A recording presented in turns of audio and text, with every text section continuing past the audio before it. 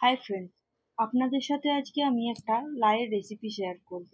লাউয়ের নাম শুনেই দেখবে বাচ্চারা খেতে চায় না, এমনকি অনেক বড়রাও আছে যে লাউ একদম পছন্দ করে না। একবার বাড়িতে এইভাবে লাউয়ের রেসিপি তৈরি করো আর সবাই মন খুশ করে দাও। সবাই তোমার লাউয়ের রেসিপি খেয়ে একবারই ফ্যান হয়ে যাবে। এর সাথে আমি একটা নতুন জিনিস অ্যাড করব, যাতে যে লাউয়ের গ্রেভিটা হবে একদম দুর্দান্ত লাগবে খেতে। প্রথমে লাউয়ের চোখা ছাড়িয়ে লাউটাকে ভালো করে ধুয়ে নিয়েছিলাম। এরপর একটা গ্রেটারের সাহায্যে লাউটাকে গ্রেট করে নিচ্ছি। গ্রেটারের যেদিকে সরু থাকবে বা মোটা থাকবে সেদিকে না, মিডিয়াম সাইজের দিকে আমরা গ্রেটটা করে নেব। লাউয়ের মধ্যে অনেক জল বেরোয় সেটা আমরা জানি, সেটা হাতের সাহায্যে চেপে জলটা আমরা বার করে নেব। আমি এখানে পুরো লাউয়ের জলটা বার করে নিয়েছি।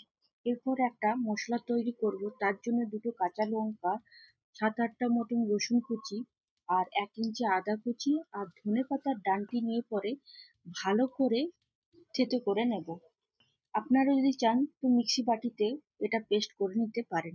এরপর ছোট চামচে 1 চামচ জিরে গুঁড়ো, 1 চামচ ধনে গুঁড়ো আর 7-8টার মতন গোলমরিচ নিয়ে পরে সেটাকেও ভালো করে থেতো করে নিচ্ছি। আমার এখানে খুব ভালোভাবে থেতো করা হয়ে গেছে।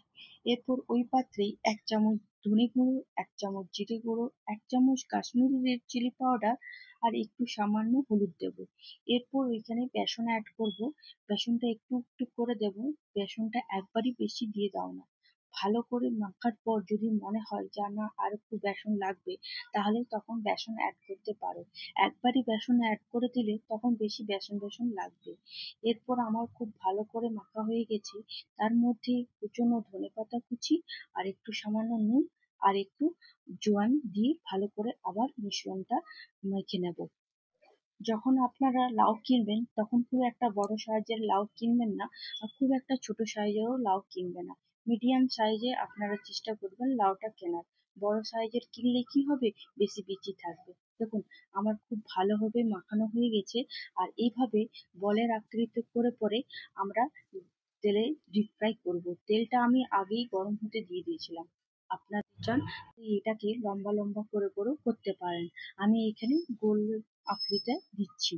ভালো করে ডিপ ফ্রাই করবো গোল্ডেন লাল হওয়া পর্যন্ত।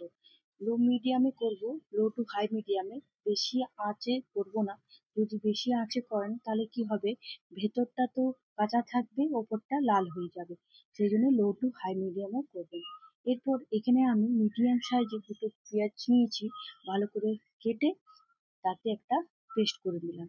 এরপর সামান্য আর একটু সর্ষের তেল দিয়ে ওর মধ্যে তেজপাতা, একটা শুকনো লঙ্কা আর হাফ চামচ জিরে, গোটা জিরে দিয়ে দিয়েছি।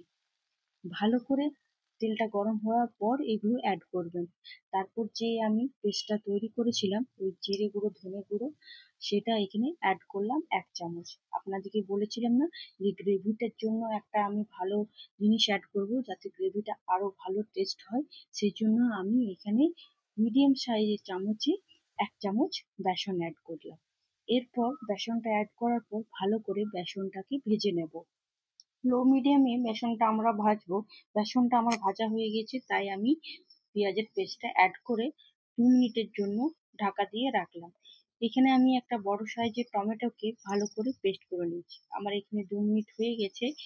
এই পেস্টটা আমি অ্যাড করলাম। পেস্টটা অ্যাড করার পর ভালো করে আবার নাড়াচাড়া করব। লো টু হাই মিডিয়ামেই আমি এখানে নাড়াচাড়া করছি। নাড়াচাড়া হয়ে গেছে। এরপর আমি 4 মিনিটের জন্য ঢাকা দিয়ে রেখে দেবো। 4 মিনিট পর আমি কভার খুলে দেখুন তেলটা পুরো আলাদা হয়ে গেছে। আবার একটু 2-3 মিনিট ভালো করে মিশিয়ে নিচ্ছি। আপনারা দেখতেই পাচ্ছেন কি সুন্দর তেলটা ছেড়ে গেছে। এর মধ্যে এক এক করে আমি মশলা অ্যাড করব, যেমন 1 চামচ হলুদ গুঁড়ো, 1 চামচ কাশ্মীরি রেড চিলি পাউডার, 1 চামচ ধনে গুঁড়ো আর 1 চামচ জিরের গুঁড়ো। নুনটা নিজের স্বাদের মতন দেব। অ্যাড করে ভালো করে আবার নাড়াচাড়া করব। এখানে বেসনটা দেওয়ার কারণ এটাই হলো যে গ্রেভিটা টমেটো বা পেঁয়াজ অন্য আলাদা আলাদা লাগবে না, খুব সুন্দর একটা গ্রেভি তৈরি হবে।